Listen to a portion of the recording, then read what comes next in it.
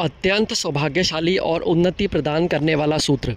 लगन कुंडली में D1 चार्ट में इस सूत्र में चंद्रमा की अहम भूमिका है। चंद्रमा जिस राशि में उच्च का होता है यानी कि वृषभ राशि में, उस राशि का स्वामी शुक्र को आप नोट कर लें, और चंद्रमा जिस राशि में नीच का होता है यानी कि वृश्चिक राशि में, उस राशि का स्वामी मंगल को भी आप नोट कर लें।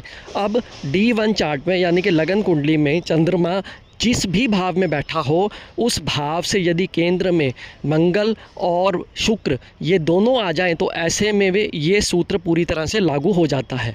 इस सूत्र में जन्मे व्यक्ति को नेम, फेम, सौभाग्य मिलता है। ऐसा व्यक्ति सौभाग्यशाली होता है और एक समय सीमा के बाद वो तरक्की को अवश्य प्राप्त कर लेता है। इस सूत्र में चंद्रमा कुंडली में किसी भी भाव में बैठा हो, फॉर एग्ज़ाम्पल मान लीजिए चंद्रमा इस कुंडली में अष्टम भाव में बैठा है। अब शुक्र और मंगल की स्थिति हमने देखनी है जो चंद्रमा से केंद्र में हो, यानी कि अष्टम भाव में बैठे चंद्रमा से केंद्र में मंगल और शुक्र हो, चाहे वो एक साथ हों चाहे अलग अलग हों, लेकिन वो केंद्र में हो। जैसे कि चंद्रमा यदि अष्टम भाव में है तो मंगल या शुक्र या तो एकादश भाव में बैठे हों या दूसरे भाव में बैठे हों या पंचम भाव में बैठे हों, क्योंकि अष्टम में बैठे चंद्रमा से ये तीनों भाव केंद्र में आ रहे हैं।